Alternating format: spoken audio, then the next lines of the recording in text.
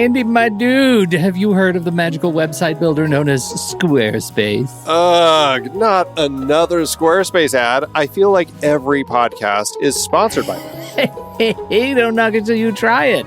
Yes, okay, it is overhyped, but actually it lives up to the hype. Squarespace is like a website fairy godmother. With a click of a button, your site transforms into a beautiful masterpiece. A website fairy godmother? That sounds interesting. What makes it so magical?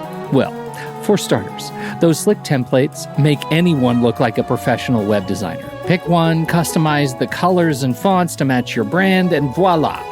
Plus, the drag and drop fluid engine is so easy, your grandma could build a site on Squarespace. Well, she did knit me a lovely scarf last Christmas.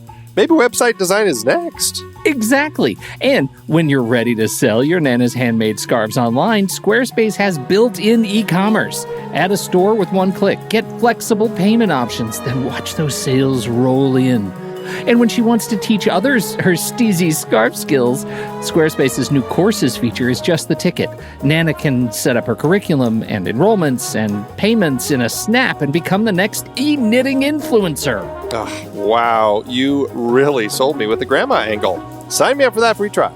Just go to thenextreel.com/Squarespace and transform your site into a beautiful Squarespace masterpiece. Well, thanks, Pete. Even though it's overhyped, Squarespace actually sounds perfect for Nana's site's needs. Appreciate the warning on the ads, though. I'll brace myself next time I listen to a podcast. Anytime. Let me know if you need any help getting that site up and running.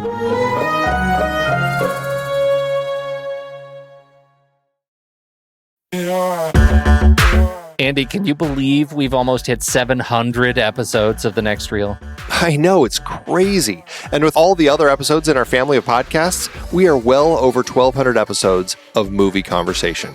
It's really pretty amazing that we've gotten to have these in-depth movie chats every week for over a decade now. And we couldn't have done it without our loyal community of film fans. Their support over the years has meant so much. For sure. That reminds me, we should give the merch store a shout out. Buying shirts from thenextreel.com/merch is a great way listeners can continue to support the show. Plus, they get to sport our great designs. Absolutely. I think sometimes folks forget we have a variety of shirts, mugs, phone cases, and more available. In fact, a great place to start is with a shirt sporting the Next Reel's logo. We also have that classic Fast Times Spicoli Surf School tee, or the weirdly popular Rusty's European Tour shirt. The one from National Lampoon's European Vacation. Why is that so popular? Search me, but we have sold a ridiculous number of those. I guess there are a lot of Rustys taking trips to Europe? We're always adding new designs based on movies we've covered, like our brand new design for a streetcar named Desire, featuring a streetcar named Desire. So if you want to rep your love of TNR and films, head to thenextreel.com/merch. Every purchase helps us continue to have these weekly in-depth conversations. So visit thenextreel.com/merch today. And as always, thanks for listening and being a part of the Next Reel community. We've got lots more great movie chats coming your way.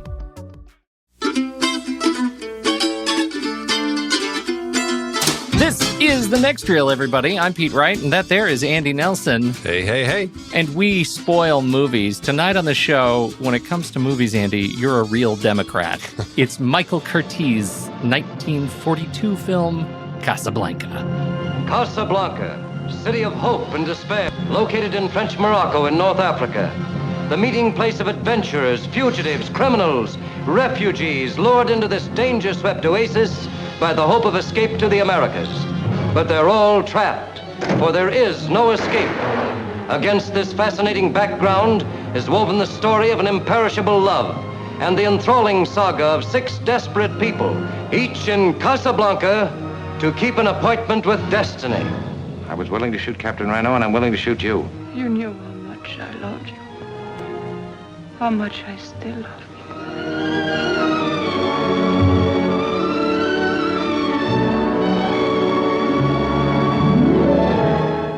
I know a good deal more about you than you suspect. I know, for instance, that you're in love with a woman. It's perhaps a strange circumstance that we both should love the same woman. Andy, I'm dizzied by the fact that it's taken us, how long? 8 years to talk about Casablanca on the show? It's been a while. It has been a while. It has been a while.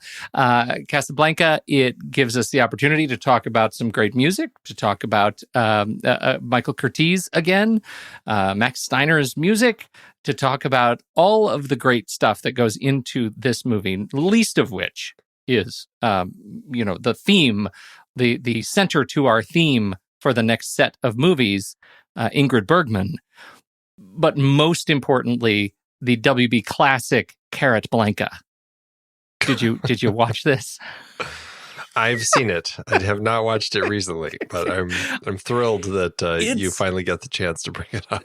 It's possible I have watched this more than Casablanca. It's shorter, so that's in its favor. But when he says, first of all, in general pandemonium, Yosemite Sam gets out of the car and he has the little stairs that come out of the car and it's an escalator. That slays me.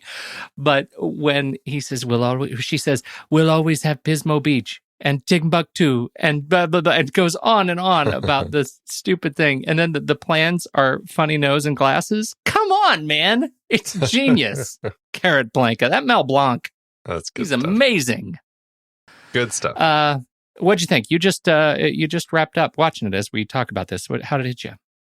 It's good. I mean, this is one of those classic films. It's and there's a reason. And it's so funny because I was really thinking about it this time as I watched it. It's like this is one of those films that is always on people's top lists of just of the kind of the best Hollywood films and all that sort of thing. And I'm like, okay, so what is it about this that's really standing out as special? And the story itself doesn't, it's nothing too unique. And I think even at the time, the people making it didn't think it was anything that was that different from other, kind of the other Hollywood stuff that was going on out there.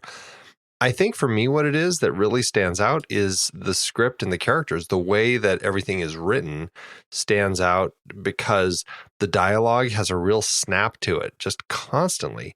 And the way that the characters kind of just interact and unfold and react with each other, it all kind of just creates this feel to the story that I think really lends itself to this kind of just I don't know, just it creates like this perfectly formed story that just as it's unfolding, you just kind of can't help but just kind of go along with it. And I think some of it may fall under the umbrella of cliche and cheese, but because it all is of the same world, it ends up never becoming a problem. I don't know. I just think it's really smart. The other thing that I think works in favor of the movie is just straight up the casting, right? That I think Humphrey Bogart as Rick Blaine and Ingrid Bergman as Ilsa Lund and Paul Henreid as Victor Laszlo, right? These three as our central trio are so perfectly cast to deliver the snappy text, the snappy lines that they have in their mouths, like it just works every single time. And you can see when it starts to wane, at least to my eye, as soon as we get in the flashback area where we get Rick and Isla back in France, and they're having the time of their lives. And Rick starts to sound like a babbling idiot when he starts talking about marriage. Well, we get married. Well, maybe you could you could. And he starts to sound really bad. And I think that had that been our principal character, we would not have liked this movie very much. Like that guy, he's not built. Humphrey Bogart is not built to carry that kind of character. In this movie, he is designed to be, hard Rick, and it just crushes it as hard Rick. He is the ultimate fantastic expat, and reformed do-gooder, and I just adore what he brings to it. And same with Ingrid Bergman and Paul Henreid. I mean, his Victor Laszlo is such the underground leader, and the way his story kind of plays out, that the way they lay out his history for us on screen so slowly and patiently, but until we realize maybe he's just a journalist. No, maybe there's always something more. With every scene, we learn a little bit more. The casting is just absolutely perfect to the beautiful sort of onion that is each of these principal characters. I just love it. And of course, Peter Lorre as Ugarte, that is just, it's short, but Ugh, what a dirty little crook he is. You mentioned all them, but the one who stands out to me is possibly my favorite more than any of the others is Claude Rains as Louis. I think Louis, yeah. he is just brilliant, and the way that he kind of plays off of Rick and the way that he plays off of Major Strasser, and just kind of is always this guy who is just in it for himself as much as Rick is, but he's also, as he says, he goes where the wind blows. He's just if it's the French who are ruling, then he'll side with them. If it's the German, he'll side with them, and he's the captain of the police here, and he does what he needs to do. But at the same time, he's a great player, and watching him navigate just everything, the way that he has his conversations, he kind of has his seedy business on the side that he has, where he's kind of betting women to get their, so that they can get their letters of transit. I mean, he's certainly has found his ways to abuse the system and does it as much as he can because he's in that position of power. It is kind of sleazy and gross, but with Claude Rains kind of playing that role, just the way that he does everything in it, I think is just it's really just clever and fun, and I just love watching him. Is it weird that we're talking about Claude Rains as clever and fun in what he does? Like this walks the line for me as one of those portrayals of that could be dated because there are no consequences for his flagrant abuse of power in this thing, right? There are just no consequence. The consequence is, hey, Rick, you let her go and I liked her, so stay in your lane when the next one comes around. Like those are the consequences. And that I find is it's gross. And so it's the thing that is dated for me in this movie that just really it sort of plays its hand early.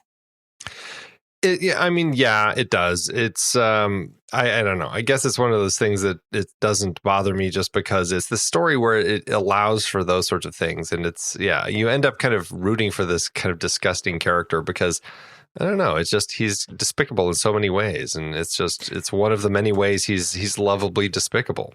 Well, he is, and I get that. He's one of those characters though that like you never quite know. Like he is so chaotic neutral, right? Like you know that he's going to do whatever's best in his self-interest, and that is in contrast to Rick, who is we'll say chaotic good, right? So he ultimately like the way he navigates the complexities of the whole gambit that takes place in Casablanca, it ends up putting him in a position to do good in the world, right? To end up sort of subversively joining the underground to fight the Nazis and do it in his way, where his gifts are most sort of suitably used. I never get the sense, even though ultimately Louis does the right thing, the context is such that tomorrow Louis would likely do the wrong thing if it was, not in his self-interest.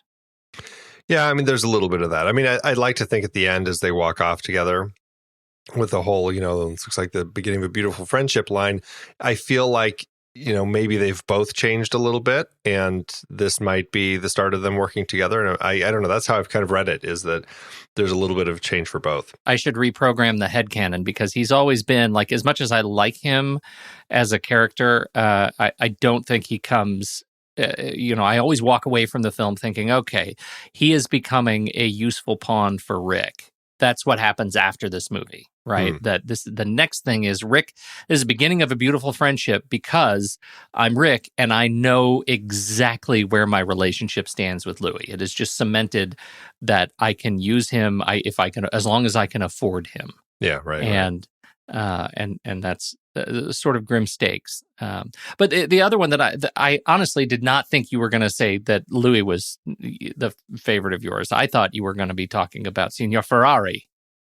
He's just not in it Sidney enough, Greenstreet. But I do love him. But you love him, right? I do. He's not in it nearly enough to be somebody that stands out. I mean, Louis in it the whole time. But the yes, whole I do love time. Sidney Greenstreet. He's always great. And it's nice seeing all these guys reunited after, well, not all of them, but, Bogart and Greenstreet and Laurie all reunited after Maltese Falcon. Yeah. One of a number of times. I mean, they're in a number of projects together. We buried the lead a little bit, right? Because we're doing this series about the fantastic Ingrid Bergman. How did this come up? Do you want to set up some backstory? Ingrid Bergman is an actress who has stood out as kind of one of the kind of classic actresses in the Hollywood system and on an international stage, because she isn't from Hollywood. She is from Sweden, and just looking at her films, I mean, she's done such a variety of films, and she's had kind of a little bit of a tumultuous career as well. And so I think it's interesting to kind of look at a wide swath of her films and just kind of talk about her and her films and just try to get a sense of her and really what she's bringing to the screen.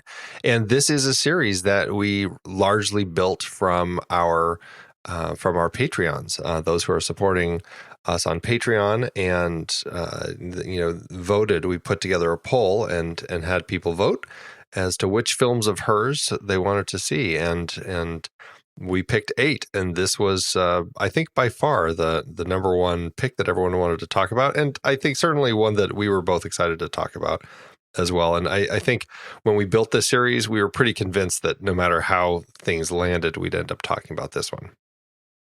Yeah, it was pretty high on the list, and really great to see. Also, of all of her films, my sense is it's the one with the highest degree of notoriety. Would you agree with that? I would think so. I mean, the ones that ended up getting picked, I think, largely are some pretty big ones on her list. But, there's a few in here that I think kind of were nice surprises. So I think it's all going to be fun to talk about. But certainly, I feel like even touching these 8 films, it's still only touching the tip of the iceberg as far as what she's done. We could certainly revisit her and look at more films in her career, because she's got, 47 film credits. So there's plenty of films to talk about still. So now we move to Ingrid Bergman as Ilsa. It is like really shining light on what I love about this film. We get the slow unveiling of her role and her place in Casablanca. What's your sense of her performance here? She lights up the screen. There is this beauty that she has that you can see why Humphrey Bogart would have fallen in love with her. You can see why Paul Henreid would have fallen in love with her. There's just something that has this magical presence about her, and just the way that her eyes light up the screen. I mean, she works so well in this story that, if you look at it just kind of at a cursory sense, it feels very soap operatic. It's this love triangle, and she was married and she thought her husband was dead, and so she fell in love with another man, and just as they were to leave together, she finds out that her husband is still alive, and so she has to go back to him because he needs her, and leaves this other man in the lurch, and then they run into each other, and it sounds so dramatic and like just like every 8th grade romance. It's like, right, it's a total romance novel. I mean, it really is. And I think that's why nobody was really expecting much out of this movie. They thought it was just a pretty typical Hollywood product. But when you put somebody like Ingrid Bergman in this role, and you have kind of that sense of loss and love behind every look that she's giving throughout this film, it really just makes sense why this film ended up becoming a classic and has stood the test of time. She really just kind of created this role that became so much bigger than just the way that it was written. And I think that's really her strength. Likewise with the rest of the cast here. And again, it goes back to the script. They wrote it so well. But man, when you put somebody like Ingrid Bergman in it, and she's performing these lines, and she's listening to Sam play the piano, I mean, it moves you. It really does. From the moment she kind of sits down at the table, there is that sequence too when she first sits down and is asking Carl about Rick, who's what Rick. That's the only place in the film that I think, ugh, I kind of wish she'd been a little bit more concerned in that scene. Right? It's played as so like just genuinely blindly curious, that there's no sense for me that she actually is worried that she's going to run into that Rick, and so that from then on out, it's smooth sailing. But that scene always confuses me. Many times as I've seen it, she just plays it as so ignorant as to where she might be when she hears these two names, that after we see the flashback, feels like those should be burnt in her memory. It just feels a little bit too innocent. Am I alone? I think you are. To a certain extent you are. I see your point, and I can get a sense of what it is that you're saying. And I guess I always read the way that she plays the scene as being very guarded, and she's just keeping her feelings close to her vest, and you don't really get a read that she knows exactly what she's in for right now. She knows, she's just entered this world that is populated by these two men that she knew back in Paris. But I don't know. I guess I just always have read that she's just very cautious, and you're not. You're not. She's basically not revealing anything. And also she's sitting right next to her husband. Yeah, exactly. Well, that's all part of it. And so I guess that's why it works for me. But I can see it. I can see that where you could read it the other way. Other than that, she's amazing, and through all of the turns and the unveiling for her as she slowly sort of reveals, and we learn through flashback the nature of her story with Rick, the nature of Rick's outsized love for her, and the tragedy that befalls her when she discovers the relationship tragedy that befalls her when she realizes she has to make that choice. And so we get the lonely Rick at the train station sequence, which is not only just a wonderful part of the flashback and a wonderful part of wonderful scene where he's alone in the rain, and we get the rain-drenched letter that Sam brings him, and then the train moves off into the steam as we transition through time again. It is just a lovely example of just kind of her journey and how beautiful it is on screen. Yeah, it really is. It's the last time we talked about the opening map setups in movies. I was dying to recall. Probably Raiders. Have we seen anything like that in another film? I mean, maybe we have. Man, I don't remember, but it struck me at just what an homage this movie is to Raiders and Spielberg and the things that he does. Or the other way around, you perhaps. Yeah, right. It is inspiring Michael Curtiz through time to watch the great films of Steven Spielberg. But to watch that opening map setup and the sort of hearing the news reports, and then to be introduced to Casablanca the way we are, right? We get a very personal sort of moving camera through the crowds, through the streets, through the cafes, as we see the pickpocket make his way through town. It is just a beautiful way to introduce us to this sort of thriving, port city, and gets us into Rick's. Yeah, and what's cool about that, obviously, if you watch this film, I don't know. For me, I guess it's become apparent that it's very clearly a studio film. Like, it's shot on a lot. On the stages and everything, like nothing about this other than maybe some B-roll shots stands out as anything that was shot on location. It just feels very much like a big set. which is fine. That totally is kind of the era, and it works really nicely.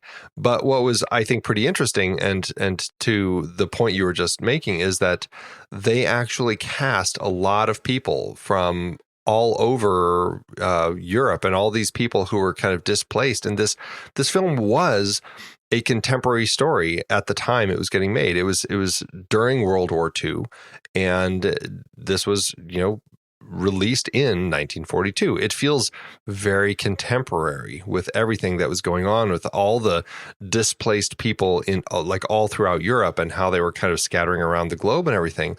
And when you have a scene like when it's the dueling songs, when the Germans stand up and sing their patriotic song, and then you have Laszlo come down and start singing Les Marseillaises, and everybody kind of stands up and just jumps in and joins in and sings with him, and you have the tears flowing and everything. You get this real sense that these are people who have been through this real thing that was going on, that is really splitting people up, and that is, breaking homes, and people are losing their sense of place. And I don't know, I really liked that they actually went, and I don't know if it's intentional, but they went to lengths to kind of cast a lot of people who were displaced from different parts of Europe, to kind of play all these different people hanging out in this bar, so that when you have scenes like that, it just feels really authentic, and it really hits home. I know that scene means more to watch it now, knowing that.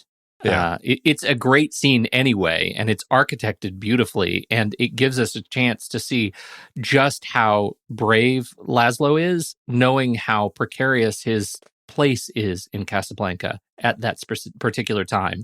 But the sort of dual intentions of the film, to have these people performing that song there, it also, ties to the fact that this film was pushed because of, the war going on at the time. It was pushed into release in 1942 when it was, because they were trying to make good on some of the news about the war. I think that's another really interesting connection to this thing that makes, again, that scene so fascinating for me. Let's talk then about about the letters of transit. Oh, yes.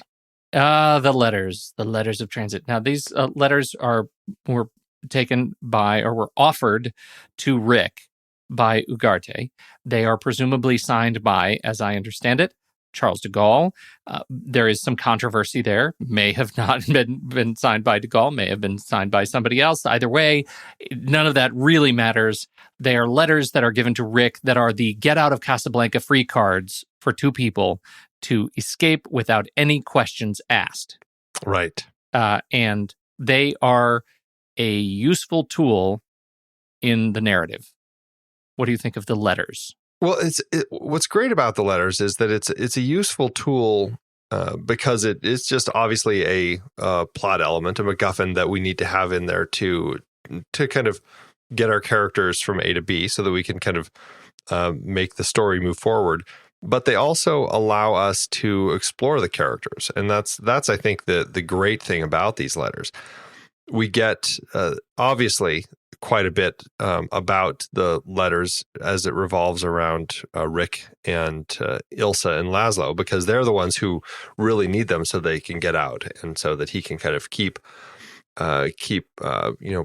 pushing for his revolts and everything in a place where he can do it safely and not end up in another concentration camp. That would be of principal interest. Yes, the concentration camp part. Yes, that would be, yeah. So that's so it's nice to see how it kind of shapes their relationships, the desperation that they have as they're trying to get them from Rick, and the games that Rick plays as he's trying to not give them to anybody. And I mean, because they're not the first people to kind of ask about them, and he pretty much doesn't plan on handing them out, is the way that it seems. And even Sidney Greenstreet's character, he also is being asked by people to get some letters of transit. He's like, oh no, I don't want to get involved with you guys. They all know that these guys are, it's a pretty difficult pair to try to help. Mm-hmm. But what I really like about the letters is that it ends up highlighting Rick in a lot of interesting ways, because the way that he acts about the letters, the fact that, he lets them search his place, it's the way that it turns into all these games between him and Louis, which I think it's really interesting the way that all of that unfolds. Particularly, my favorite point is when Louis, there's this young girl who's in Rick's bar, and her recently, her husband of 8 weeks, I think, is losing all their money in the other room. He's trying to get enough money to get these letters of transit. And she's talking to Rick because apparently Louis had talked to her and said, we can work something out. And basically she's, having a breakdown because she's kind of coming to a place where she's acknowledging she's going to have to sleep with Louis in order to get this. And the way that Rick helps her and her husband by cheating at the roulette wheel, I think that was a great opportunity to really get a sense of Rick, and that he's not always just this hard bar owner, but he does have this soft spot, and his employees see it and everything. And that's really kind of the place where we start to kind of see a little bit more of the shift in Rick and the way that things could potentially work out for Ilsa. And that, there's a thing that, he might actually, it's kind of nudging us like maybe he is going to do something with these letters. And it plays really nicely as we build toward the end that he and she are going to run off together and they're going to dump Laszlo and all this. And then the big twist that it's actually, no, he's not going to go. He's sending the two of them because he knows that, that this is what she needs and this is what Laszlo needs. And it's just so beautifully done, but it's all this construct around these two pieces of paper. And I think it's really smart the way that it all is told.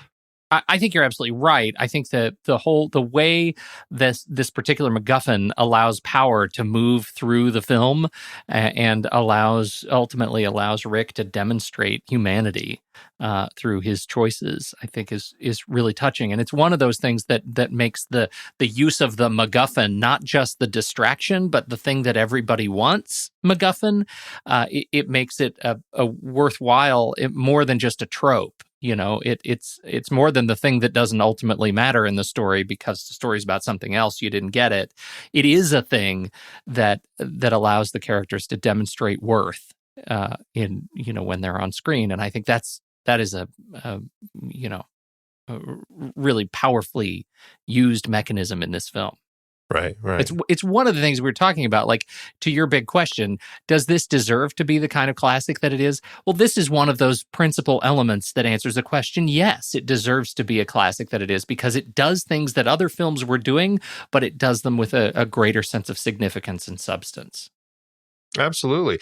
Yeah. And, it's funny because this is one of those movies that I think a lot of critics acknowledge that, it's not necessarily like a great film like Citizen Kane, but it's a more beloved film because it's just something that it is a very Hollywood film. I think Leonard Maltin actually says it's the best Hollywood movie of all time. And I think that says a lot about it. It's not an art film. It's not something that, is kind of an obtuse sort of thing to try to get into.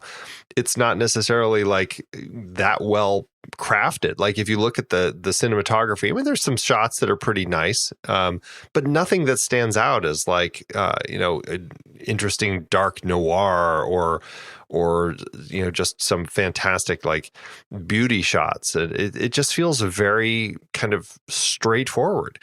But in that straightforwardness, just like everything about it is hitting on all cylinders.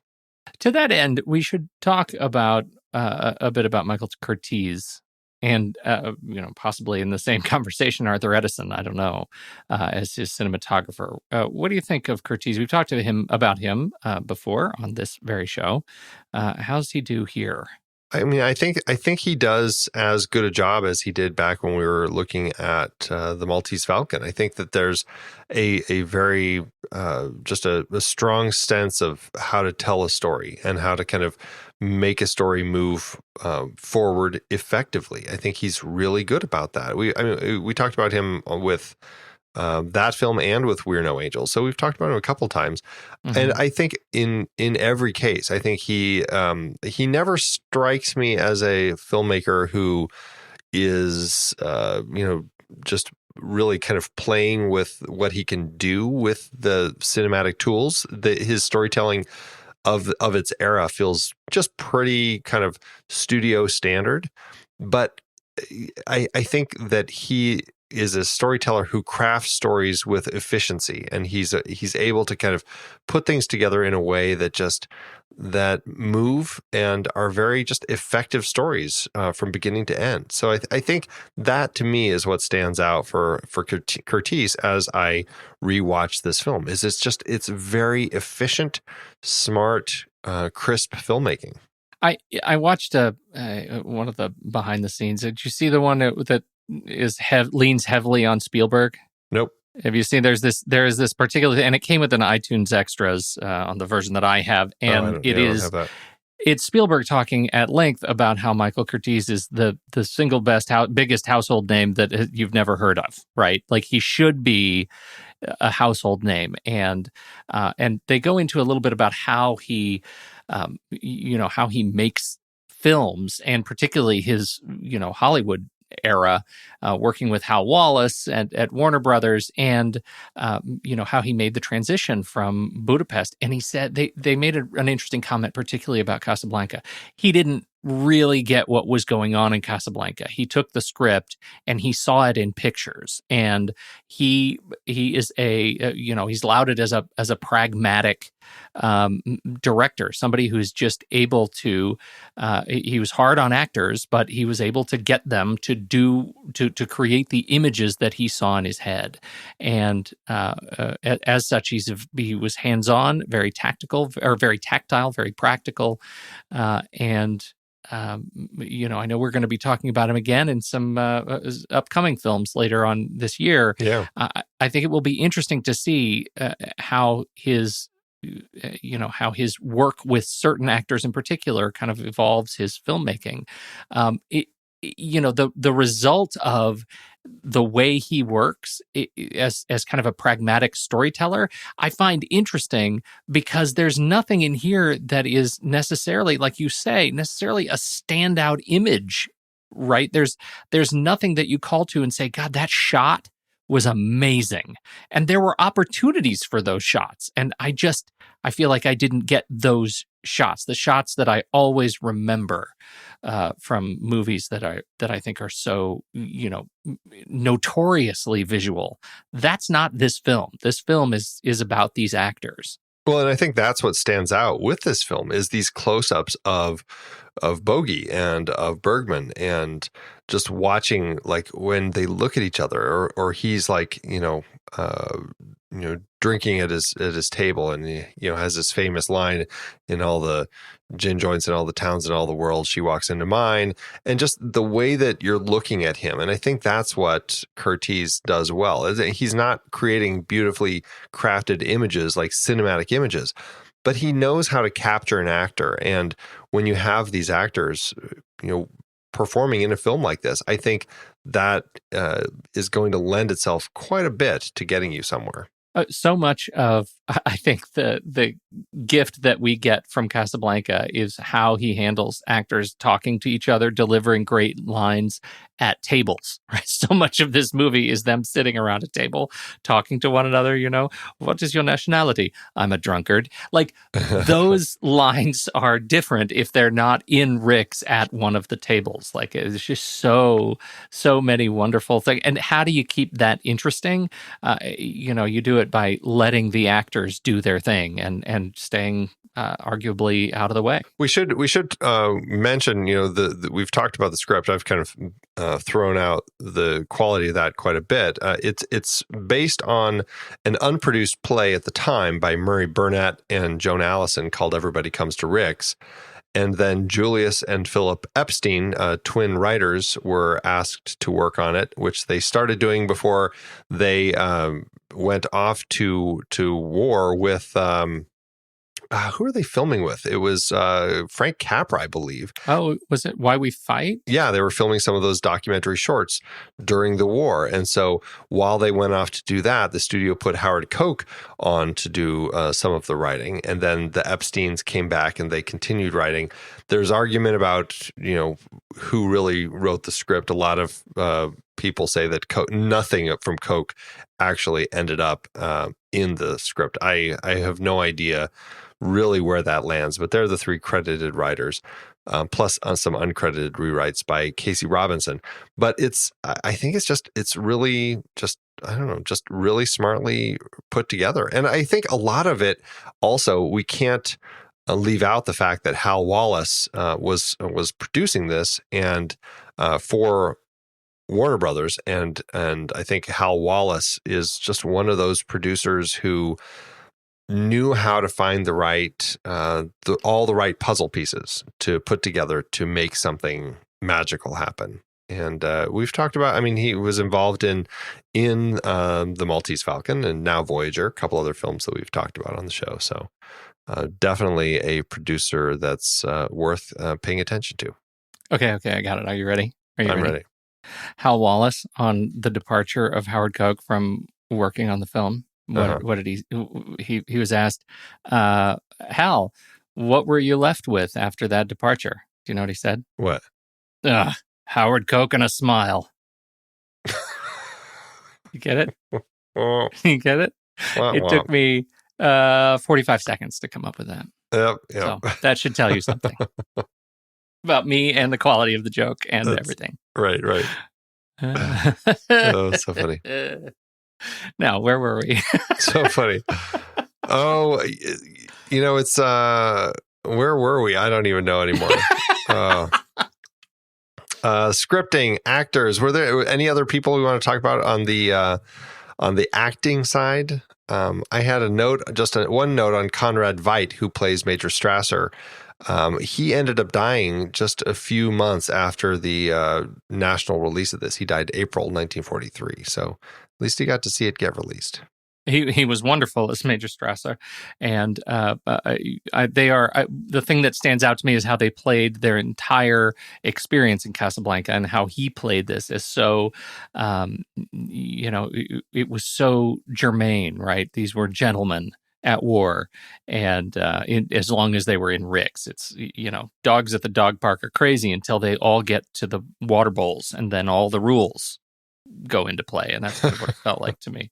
Yeah. The other that we haven't mentioned is Leonid Kinski as Sasha. It is my favorite character. I think he's possibly my favorite character in the film, just in terms of comedic relief. Ivan, but I love you. Over and over and over again. I think he's fantastic. Ivan, I love you, but he pays me. I think he's just really great. Somebody else we haven't mentioned that we should absolutely is Dooley Wilson, who plays Sam. Yeah. Which is funny because he's a drummer, and so he had to fake all of his piano playing, which I just love that little bit.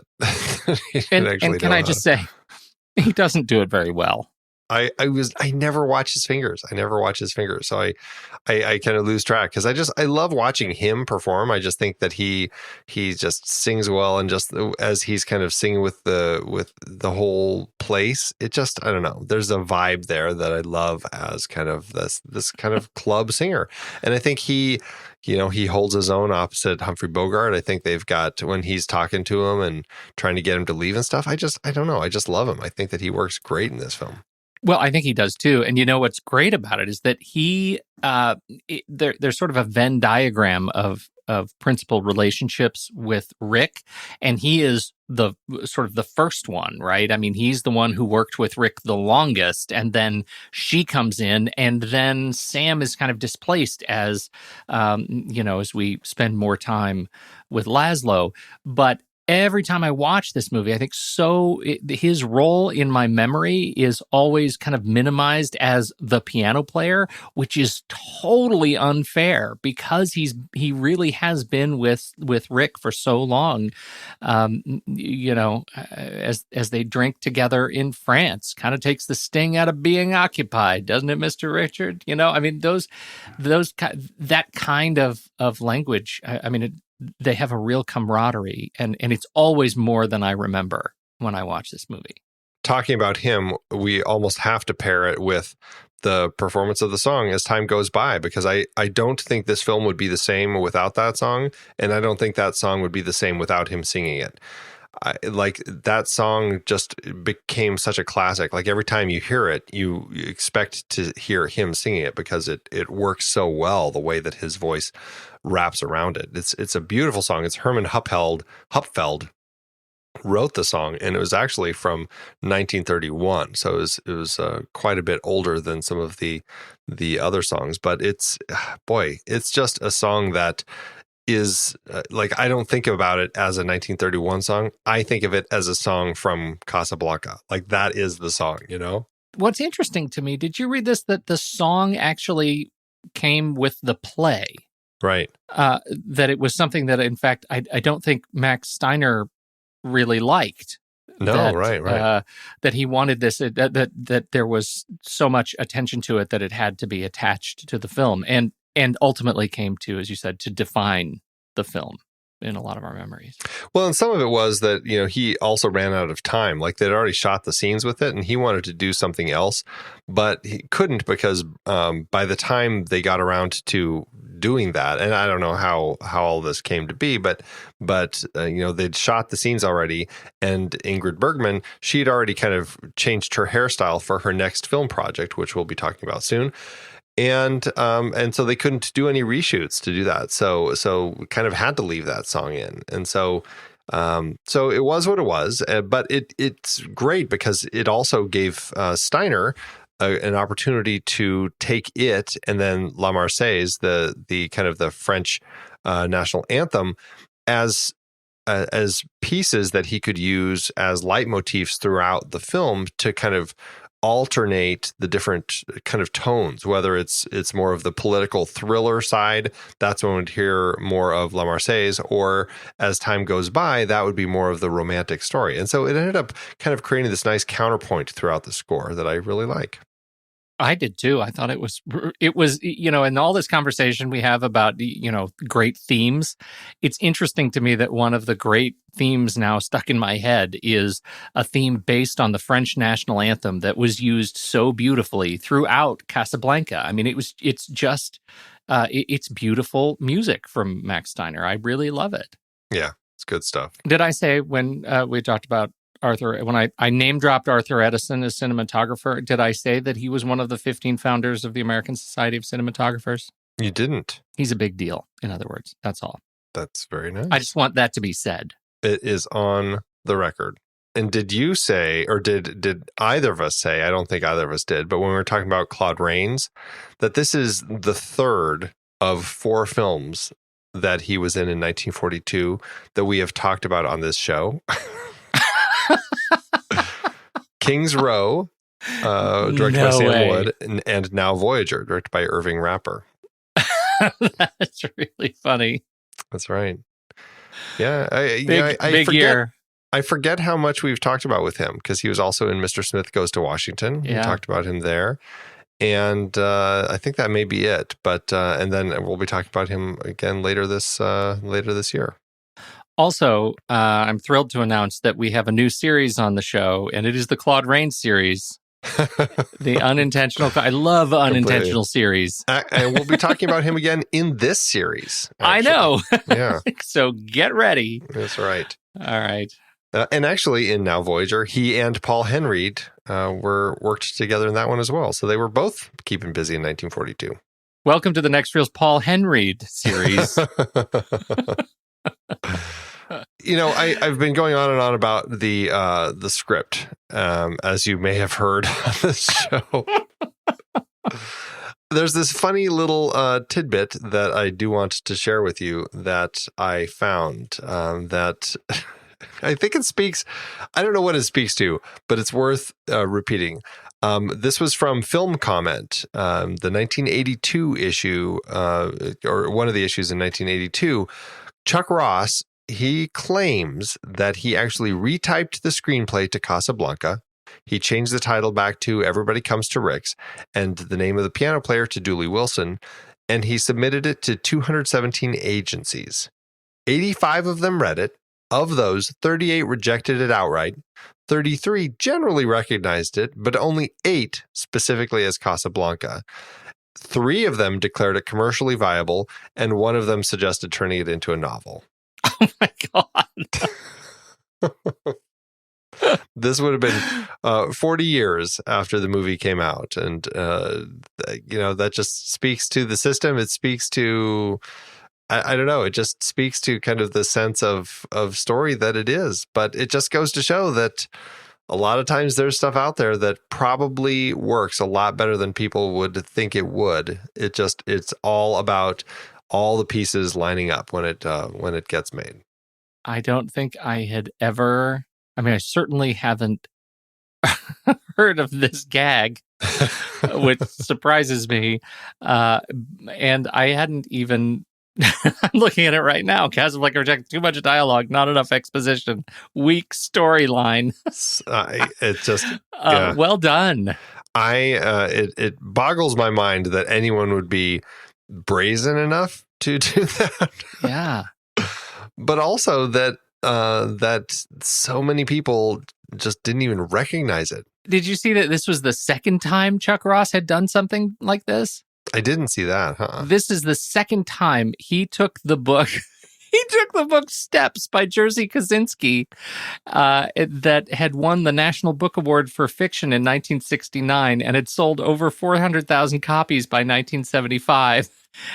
He did the same thing. He typed up 21 pages of the highly acclaimed book and sent it unsolicited to 4 publishers, the big ones, Random House, Houghton Mifflin, Doubleday, and Harcourt Brace. And they all rejected the book, including Random House, which was the original publisher. Come on. Wow. I love it. Goes to show you, it's not always the. When you're relying on, kind of intern level people to be your readers, these things happen sometimes. Stupid humans. Oh my. Do you have some sequels and remakes to talk about? And does one of them start with Casablanca? Well, there is that. This, it is a film that, it was popular when it came out, but boy, did that popularity grow over time. And because of that, it became a very influential film. Before I get to the sequels and remakes, just to say, some of the films that it influenced, just right away, you have Passage to Marseille and To Have and Have Not, both from 1944, definitely had some kind of elements that they pulled from it.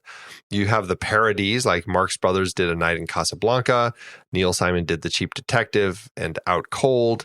Also, indirectly, look, we have a movie called The Usual Suspects. Where did they get that title? From this film. Yeah. Plus, Woody Allen made a film, Play It Again, Sam, which is a great, it's a weird title for a film where he's pulling a title from a misquote from the movie. It's not even a line that ever is actually said in the film. Then you have just a lot of films are referencing it. Most recently, you have La La Land and Allied as 2 films that kind of pulled a lot from it. So it's clearly a film that marked its place in time and in cinema. But again, because of the popularity, they did start talking about a sequel. One of the sequels that they started talking about right away was called Brazzaville, which is the town that Renault recommends Louis recommends Rick run off to at the end. That never got off the ground. And then they actually talked to Francois Truffaut about remaking the film in 1974, and he was just like, no way. And there have been some kind of not remakes, but it's felt similar. Cabo Blanco and Havana are two of them. Not worked very well. Weirdly enough, Madonna was actually trying to do a remake set in modern day Iraq. That has never gotten off the ground. And Cass Warner, who's the granddaughter of Harry Warner, was trying to produce a sequel that would be following Rick Blaine, or the search by Rick and Ilsa, their illegitimate son, for the whereabouts of his biological father. And then there was a novel that was a sequel called As Time Goes By. That was a bomb. There were some TV shows. There were radio shows. There were 2 attempts at musicals. Nothing has ever worked because this film really it stands out so much as its own special thing that it's just one of those things. You shouldn't mess with it. Just let it be. But people keep trying to jump on and try finding ways to kind of recapture that magic. And none of them have. I don't have any reports, luckily, that anyone is actively working on a sequel or a remake. So hopefully there won't be any more. But that's about where it stands right now. Casablanca, it's like Casablanca just won the remake fight. You know what I mean? Like eventually they gave up. And I feel like we're watching that happen with other movies right now. Thank God. At least this is proof, people. This is proof that there are movies that withstand the test of time. Yeah, and you don't need to remake it. Just let it be. Let it be. Let it be. We're going to be having this conversation in about, 70 years about Will Smith's Gemini Man. And just you wait. Called it. Wow, is that the one that people just keep remaking? Yeah. They're just going to keep remaking. And eventually, this is the one that's going to win. I thought you were going to say A Star is Born because we just talked about that one. I don't think that will win at all. I think they're going to keep making it. Keep going. Right. Hopefully, it'll just keep getting better. Who knows? How to do at award season this one? This was a really kind of a tricky one at award season, it's kind of funny because it's a very popular film. It did well for itself. The film was released in 1942. It had its premiere in 1942, and in November, and so but then they didn't release it until 1943 nationwide.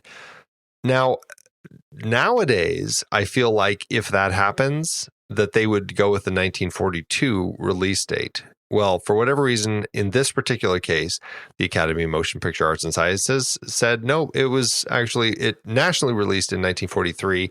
That's the one when we're going to put it into those awards. And so it had like a very long theatrical run before it actually got around to the awards. And it's just kind of one of those funny things, but it did well for itself. It had 8 wins, 9 other nominations at the Academy Awards. It won Best Picture, Best Director, and Best Writing for the screenplay. Humphrey Bogart was nominated for Best Actor, but he lost to Paul Lucas for Watch on the Rhine. Claude Rains was nominated for Best Supporting Actor, but lost to Charles Coburn for The More the Merrier. The black and white cinematography was nominated, but lost to The Song of Bernadette. The film editing was nominated, but lost to Air Force. And the music scoring of dramatic or comedy picture was nominated, but lost to The Song of Bernadette. Also, because of that weird 42-43 thing, it ended up just missing the cutoff for the first Golden Globes, which were in 1944, 4 films from 1943. But in their case, they considered it a 1942 film. Who knows? Well, what a mess. Why do we watch this stuff? Why do we even care about that? Because it's fun. That's why. Oh, that's why. Now, what's funny about this is normally it's the producer who goes up on stage when a film wins for Best Picture. In the case of this film, Hal Wallace, he was ready to go up on stage when Best Picture was announced, but the studio head, Jack Warner, got up and rushed up to the stage, As Hal Wallace says, with a broad, flashing smile and a look of great self-satisfaction. I couldn't believe it was happening. Casablanca had been my creation. Jack had absolutely nothing to do with it. As the audience gasped, I tried to get out of the row of seats and into the aisle, but the entire Warner family sat blocking me. I had no alternative but to sit down again, humiliated and furious. Almost 40 years later, I still haven't recovered from the shock. He was Warner blocked. He was Warner blocked, and he actually left Warner Brothers a few months later because of this incident. Man. Yeah. So, the entire Warner family. He talks about it like it's just a bunch of linebackers. You can't. I mean, they're movie people. I guess well, those movie people in the 40s. Yeah, you don't want to mess brothers, with movie. They are tough guys. Yeah, right. Yeah. As good as it does at the awards, how does it do at the box office?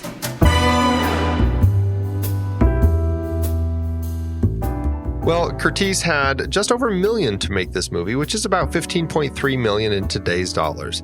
Casablanca was rushed into release, as I said, specifically to take advantage of the publicity from the Allied invasion of North Africa, which had just happened a few weeks earlier.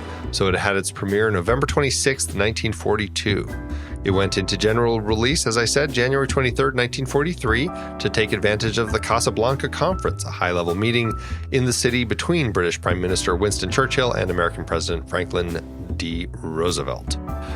Casablanca went on to earn $10.5 million in the U.S. and a fairly minor amount overseas, at least that was recorded, giving it a total of about $631 million in today's dollars. The movie has gone on to become one of cinema history's favorite films, and it ended up with an adjusted profit per finished minute of $6 million.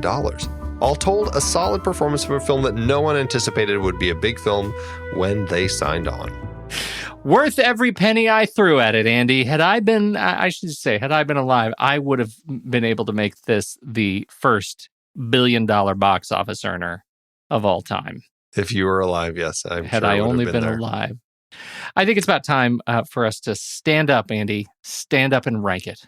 Let's do it.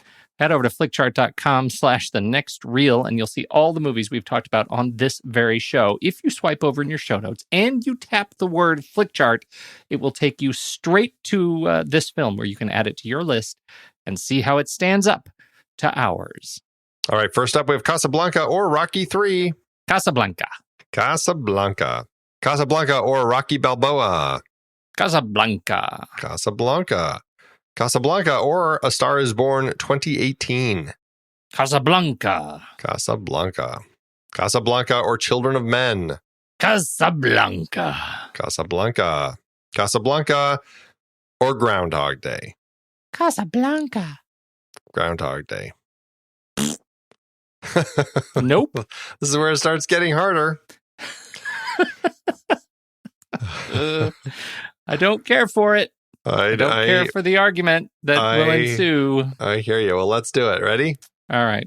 1, 2, 3. Paper. Scissors. Oh, I'm sorry. Groundhog Day takes it. Casablanca or Requiem for a Dream. Boy, Casablanca. There's a pairing for you. That's not a pairing, is what you meant to say. It's Casablanca. I will say Casablanca. Casablanca or The Sound of Music. I'm going to say Casablanca. Casablanca. Casablanca or Mad Max Fury Road. I've come this far.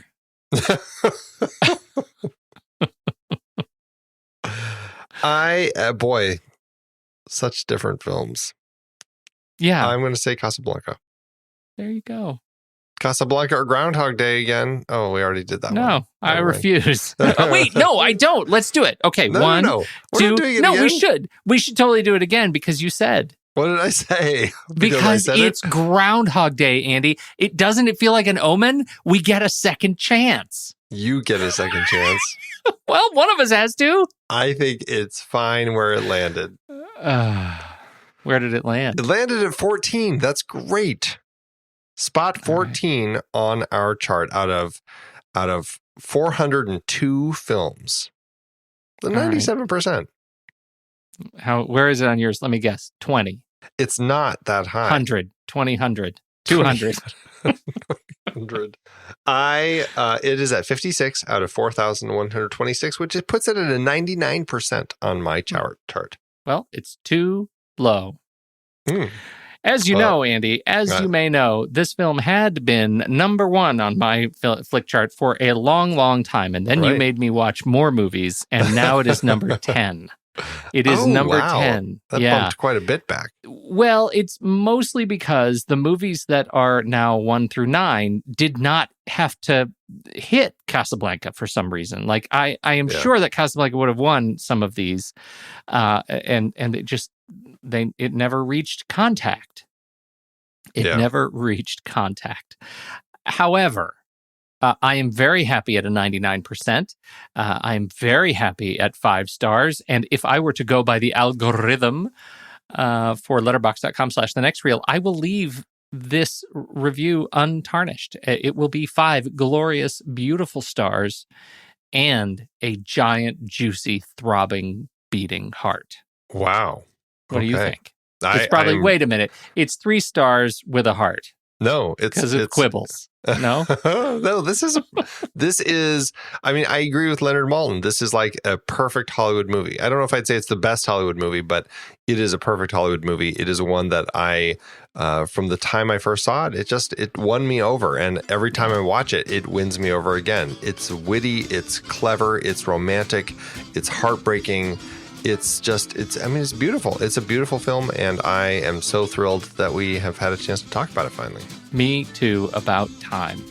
Now, Ingrid Bergman, where do we go from here? Ingrid, we are not going very far. In fact, I alluded to it earlier. She had cut her hair for her next role, which was Maria in For Whom the Bell Tolls, that she had already started working on, which is why she couldn't go back in to do the reshoots for an alternate song by Max Steiner. For Whom the Bell Tolls came out in 1943.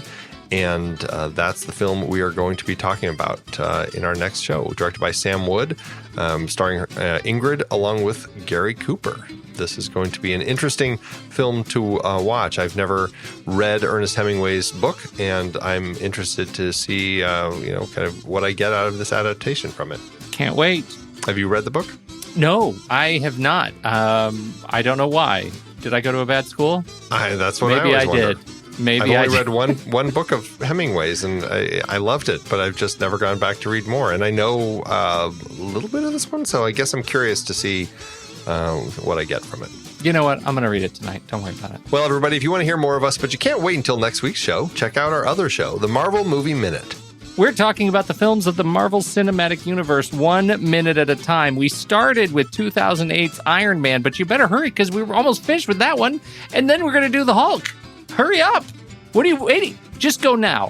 You can support that show and all of our shows over on thenextreel.com/Patreon, where you can also get access to our weekend show, The Saturday Matinee. When the movie ends, our conversation begins.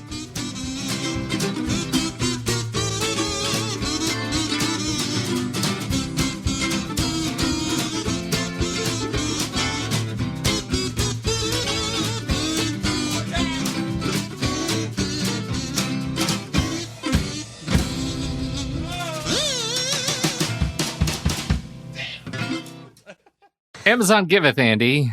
As Amazon always doeth. Okay.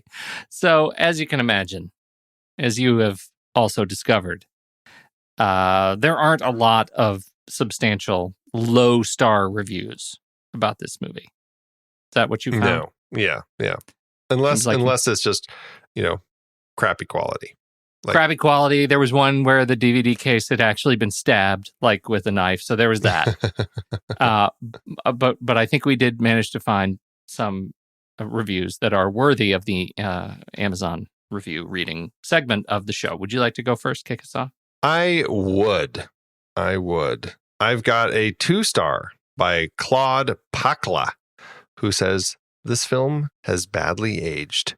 This film appears to have badly aged. Old, sentimental, and patriotic rhetoric about the tough guy with tender heart, helpless woman who suffers because she's torn between 2 lovers, Manichean vision of the good Americans, rather lost French collaborators, and bad, the Germans. Even Titanic seemed much more convincing. And why is it that Humphrey Bogart is supposed to be a seductive legend? I find him dull and devoid of expression, much less empathy. I guess most of the enthusiasm for this film comes from old age men, those who are still admiring the patronizing male. Well said. Well said. All right. Do we fit into that camp yet? Are we? Andy, don't look in a mirror. Don't. I have one from Quintus Arias in 2014 who says, a little film that don't amount to a hill of beans in this crazy world. Oof. Well, folks, I realize I'm treading on sacred ground here.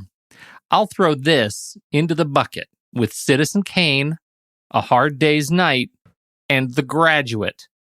Films that are the darlings of fans and film critics the world over that totally elude me. Casablanca is okay at best. It's a fine little drama on its own, but hardly a classic, and certainly not worthy of all the praise that's been heaped on it since its inception. I will, however, defend the right of anyone to just embrace this movie as their own. After all, I happen to really enjoy Howard the Duck, a film that I believe has me as its only fan of it in this country. I don't even know. What? So, how can he be both so wrong and so right at the same time? That he is, in fact, the only fan of Howard the Duck. Oh, jeez. I'm sorry. I don't want to step on one of your favorites. Do you love Howard the Duck? Oh, my goodness, no. Do I even know? I watched it a lot when I was young, but... Oh my. Oh, wow. Thanks, Amazon. It is hard to believe that we have been having in-depth weekly conversations about movies since 2011. So many great movies, so many great conversations. But it's a lot of work. Producing this show week after week does require a lot behind the scenes. If you'd like to help support our efforts, one easy way is by using our Originals page when shopping for books and movies that we've covered. Your purchases made through our links give us a small commission at no extra cost to you and allow us to keep having these great discussions. We had some great films in Season 8 that started their lives as books or plays, and you can find all of them on our Originals page at thenextreel.com/originals. That's the site where listeners can find links to purchase all the source material behind the adapted films we covered, from Season 1 up through our current season. For part of Season 8, we had a series celebrating the 50th anniversary of films from 1968. We talked about 2001 and 2010 for our Odyssey series, both adapted from Arthur C. Clarke's novels. Man, the second one was so much better than the first, right?